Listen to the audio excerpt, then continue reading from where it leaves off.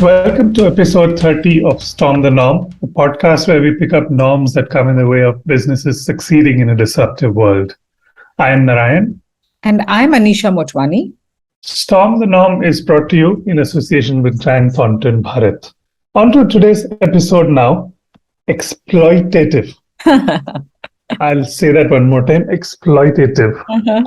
Anisha, that's the word that comes first to my mind when I think about the power balance between employers and employees, with the dice being fully loaded in favor of employers. That's a very provocative statement right off the bat, Narayan. Think about it though. I've given it quite a bit of thought and I keep coming back to this. Regardless of how progressive or woke an organization is, employees always start from a position of disadvantage, negotiating their way to a better place, either individually or collectively, formally or informally. And that's the norm we want to try and storm today. To state it for the record, despite work from home, moonlighting, quiet quitting, and ESOPs, employees' destinies will always be decided by employers. You just named 4 recent phenomena: work from home, moonlighting, quiet quitting, and ESOPs. That seems very much in favor of employees. Why do you still say employers are exploitative? Except for the last one, ESOPs, none of the others are what I might call proactive initiatives that employers have conceived of, especially not with employees' interests in mind. Think about it, work from home was forced upon employers by the pandemic. Moonlighting, while it has been around for a while, signals that employees feel they are being inadequately paid by their employers and need to make more money on the side. As for quiet quitting, that's probably the most damning indictment of employers, isn't it? Now that neither is a company motivating its employees to give their best, nor is it aware or caring enough to clean its workplace of unmotivated workers. I can see you're coming down pretty hard on the employers, Narayan. And when I think of it, even these phenomena are restricted only to white-collar organizations, and especially only in the new economy. We're not even touching on the immense power imbalance in organizations where employees don't have the options of work from home or moonlighting or quiet quit ESOPs. Think about manufacturing companies or logistics companies, the likes of Swiggy and Zomato and delivery and all the delivery companies, right? Or the infrastructure sector or even government. So without organized unionizing, employees in these sectors don't stand a chance. They don't even have the options of getting their voices heard. Gaining an upper hand over their employers. And true that, Narayan, which is why even the debate in the gig economy becomes even more complex, with the likes of Uber and Starbucks fighting to prevent their workers from unionizing, especially in the US. You hear that all the time. And that, of course, doesn't paint employers in a very good light, does it? And yet, I don't think it has to be this way. We are not living in a feudal age, nor in the age of robber barons. A democratic capitalist system ought to be able to do better than this. Absolutely. But between ignorance, the willful or otherwise, on the part of employers, between professional managers caught between shareholders and owners on one hand and employees on the other, and additionally personal selfish motives on the part of both employees and employers, and regulatory factors, it feels like the power balance can be corrected even by just getting the basics right. That's more like the person I know, Narayan. I was beginning to wonder where the reckless optimist in you had gone. You were painting such a bleak picture of the employers. No, don't worry. I'm very much still here and optimistic about storming this norm, dark as it may seem when I speak about it. But on that note, I think this is an excellent time to introduce our guest experts for this episode. They are young, they have been employees themselves for a long time, and now they're employers trying to part these dark clouds with sunny optimism, pragmatic people-first policies, and more than a dash of humor and creativity. Gautam Raghunath and PG Aditya are co-founders of Talented, the newest kid on the block in the advertising industry. Their work has taken the industry by storm, but more quietly, they're hoping to storm exactly the norm we have in front of us. Gautam, PG, welcome to Storm the Norm. Welcome, Gautam. Welcome, Aditya. Good to have you with us. Hey, Gautam, PG, thank you so much for making it to the Storm the Norm podcast. It's fantastic to have you here in the middle of all of the small and big things you're doing and all the fires that you're lighting both under yourselves and other people around you. Welcome once again to begin with. Thank you so much, Chief. Thanks, Narayan. Thank you so much. And I've been a avid listener of this since you began this podcast a while ago. And no, I'm very, very happy to be here. I'm very excited to generally get an excuse to talk more to you. No, thank you, Gautam and PG. Yeah, this is good endorsement considering that we are coming back with an episode after a little while. So good to know that you've been listeners of our podcast. Absolutely. It's also the first time that we are both on one together. Yeah, hopefully we can stoke some controversy because both of you are here together. All right, we'll jump right in. I'll just restate the norm for the record and we'd like your take on it to begin with, and then we'll keep it free-flowing, although we do have some questions in case, although highly unlikely that we'll get stuck for words at all. So the norm, as we put it together, is simply this. Despite work from home, moonlighting, quiet quitting, and ESOPs, the fact of the matter is employees' destinies will always be decided by employers. Mm-hmm. Do you have anything to say to that? Oh, a lot. I mean, this is very heavy and sort of, I'd say very personal as well. Themes around this are almost the reason for PG and I to even consider sort of leaving last year a job that we dearly loved and sort of starting up. And so I am absolutely looking forward to storm this norm. I think I'm qualified to sort of speak about at least our advertising industry, maybe not the other ones, right? For all our reputation as being this very, very creative industry, we're rather strangely conservative in how we deal with people and how we deal with people hasn't sort of changed at all, right? In decades and years. So that was worrying. That's something that bothered us, especially when PG and I had sort of divergent views of how to run an organization and how to sort of employ creative people that simply just couldn't wait. That's really the reason for our new company, Talented, to even exist. Very diverging sort of views on how capitalism works in a weird way. We were lucky to have a vantage point in our previous jobs of how to sort of run a large company and run people and making a lot of mistakes in the process and learning from them and unlearning and all of that. And trying to sort of employ a lot of what we learned and what we wanted to do in our new company. The funny thing is a lot of what we want to do, they're actually very simple, boring stuff. Some of the most radical things that we say, that we want to do are actually very, very boring stuff and are all sort of somewhere sort of. This is Gautam's Bernie Sanders pitch. Yeah, man. It's very simple thing, just healthcare. It's inequity. Right? Yeah. It all sort of narrows down to inequity. Yeah.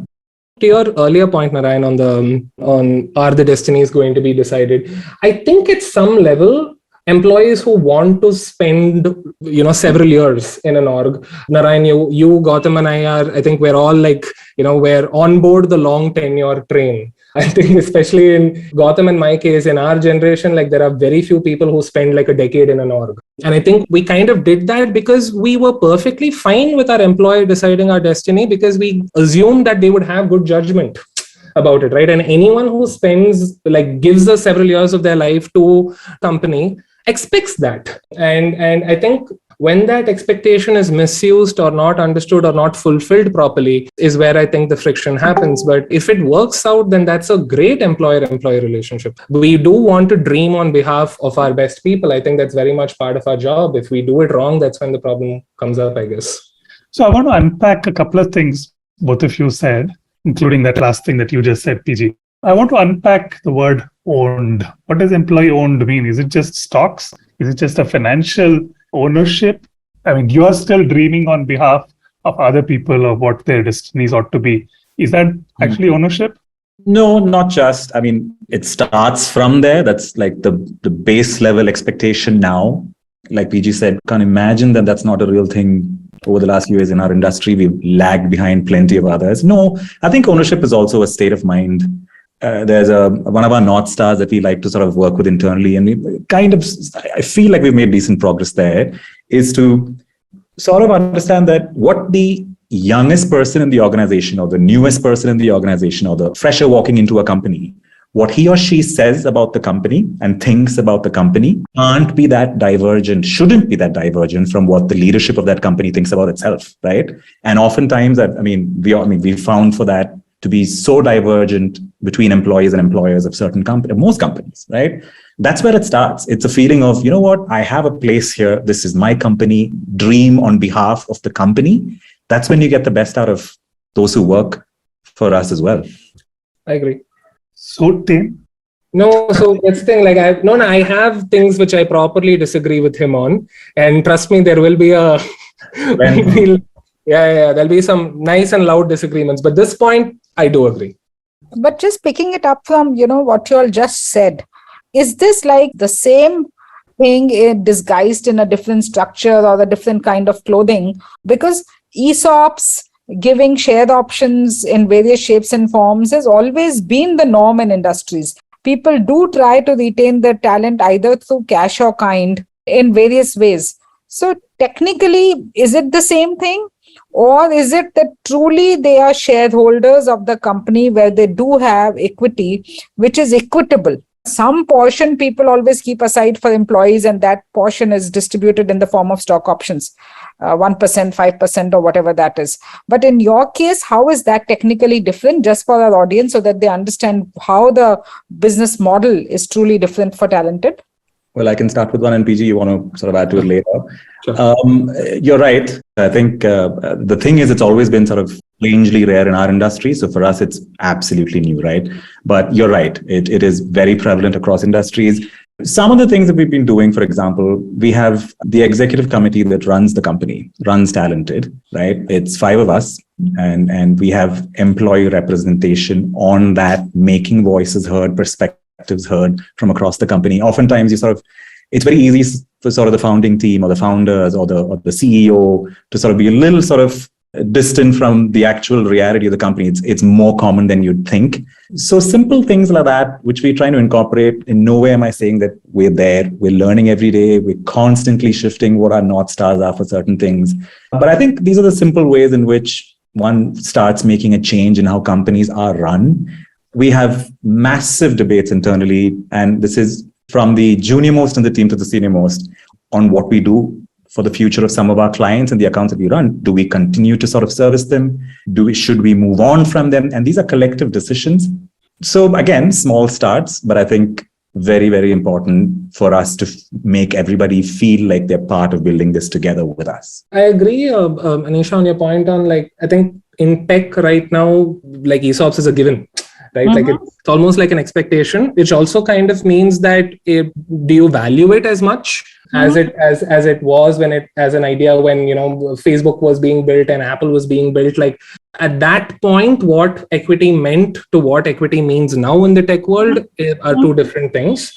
But having said that, our industry, if we are way far behind, it does mean that some of the companies that do this, the first few companies who do this will obviously will be able to kind of almost go back to what that value is supposed to mean, what the value of equity in a company is supposed to mean. So because the way that we're staffed and the kind of people we're hiring have not been exposed to this kind of an option before, I think we're able to we're almost able to kind of see it in a way that probably Facebook and Apple did when they kind of started off. And I think any industry, as this option comes up for different industries, right, it's always going to, the first few who do it are always going to be the ones who are able to reap the true benefits of it. And we're hoping to be one of them. So coming to this whole post-COVID scenario of employees working in a certain way, and like the norm stated, whether it is work from home, whether it is, moonlighting, and there are several such models and phrases that have emerged in the post-COVID era. The equation between an employer and employee has tilted in favor of the employee.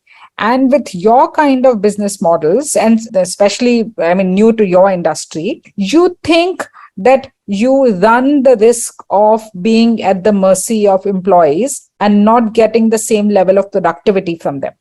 Listen, it was already so tilted in the employer's favor, and this is almost a rebalancing as to how I see it. I think the larger problem is that you spoke about COVID and the changes and stuff like that, right? These are not new sort of developments as much as these existing behavioral patterns sort of coming up a little more because of how the style of working has changed. The problem is that we've never openly, loudly had conversations about how to go about these things, whether it's, I don't know many organizations. We're slowly starting to do it ourselves. I don't know if we have clear policies on how to work from home. And Swiggy sort of made a great start with moonlighting, for example, the other month, when they announced their policies of here to do a certain kind of work. We support you in your sort of wider interest. Excellent, right? The problem is we haven't really formulated our opinions on what's okay, what's not okay. How do we go about this? How are we going to be a little bit more productive than what we were in these sort of new scenarios? And I think that's where it starts. So we're actually sort of trying out a little internal exercise. We're currently actively sort of building our ways of working handbook. And this little sort of document, which is going to be public, possibly on our first year anniversary, we don't know yet, is sort of co-created by everybody over our first year. And so there's always a vision with which the founders start the company. But over the first year, we've realized that when employees come in and when our core team forms, how we work is sort of shaped by everyday behavior. So we're learning from those. And we're hoping to sort of put down our clear beliefs and thoughts about how to make these things work in the favor of both sides. Right. So I think that's a interesting enough start. What I heard you say is that the balance of power was so in the favor of an employer, which it was, and that's where the norm came from, that today what you are seeing is basically rebalancing and correction to let this whole equation be a little more balanced in the favor of both employee and employer. But in your assessment, if you take stock, do you think that the employees today are mature enough to actually see this and not take advantage of the situation? Or maybe they can take advantage in the short term, but in the long run, this might not be so good for their career and for their growth prospects. Listen, what does sort of work from home sort of loosely translates to? I want to avoid 1.5 to 2 hours of commute every single day, right? What moonlighting sort of literally translates to is, listen, I have a varied variety of interests, and in my free time, can I sort of experiment with them? Personally, no, I think these are perfectly acceptable sort of feelings, right? And no, I think the modern employee, a lot more aware. We've got very, very young people joining the workforce now, significantly younger than what it was when we first started. And I think our experience has been that people are significantly more mature than what, we often sort of give credit to them too. So no, personally, don't think so. No, it's not the best environment for creativity. I think we just it's possible. You can 100% try it. And I think 8 out of 10 times you're going to get work that you're not disappointed with. But I think those of us who have, we're talking about a generation who knows work, who's beginning their careers as work from home, right? Without the precedence of what an office environment feels like. And then you have like a huge percentage of the office, of the, let's say the workforce, who have a precedence for what they're missing, basically. So I don't think it's fair to a 21-year-old who's graduating today and who's dreaming of, spending several years in advertising to keep reminding them of quote unquote the good old days. That's very unfair. And so much so that, but of course, I think I do miss not being able to pull 4 people together into a room and, make that happen a lot faster than it does at times. But I don't know, I think that like Jurassic Park says, right? Like life finds a way. So I want to know how much you push in terms of even getting to some of the fundamental questions. And I'll tell you what I mean by that. A lot of the ills that plague the industry, whichever industry actually, but specifically even advertising, come from a willful ignorance of issues, like you've pointed out sometimes, right? But sometimes it feels like it is not even willful. It's just baffling ignorance, right? So I'll just take the example of moonlighting. Some of the reactions to it from managers and leaders has been just like, are you even thinking, right? Because there is a glib answer that says something like, but it's in the contract. Why would they want to violate that? Nobody's even stopping to think, but is that contract fair in the first place, right? From asking some fundamental questions like that about where the dice are loaded, to maybe something that is a little more evolved, little more woke, to use a current word. I want to push this a little bit, right? So when you spoke about ownership beyond even the financial structure of ownership, there is the question of accountability, of being answerable to shareholders, right? So if you draw a parallel to real world shareholders, then for the most part, a company does what they believe will reward shareholders, will provide the right answers to the market. Do you hold yourself as accountable to your employees?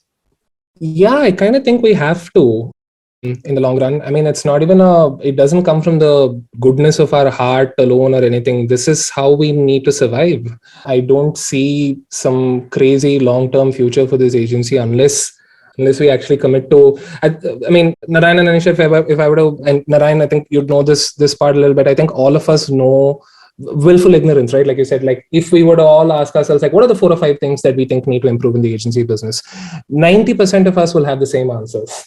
And the same 90% of us will say it's a very yes, but kind of a thing, right? So I think it's now just getting down to actually doing the things that we know are the right things to do.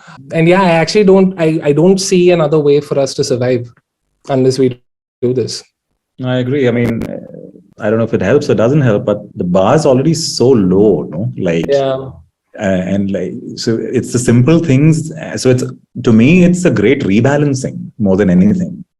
You know, as PJ and I were beginning, and when we were talking about what we wanted to do, and we were very clear that the world certainly didn't need another advertising agency, right? But what we believe it does need is a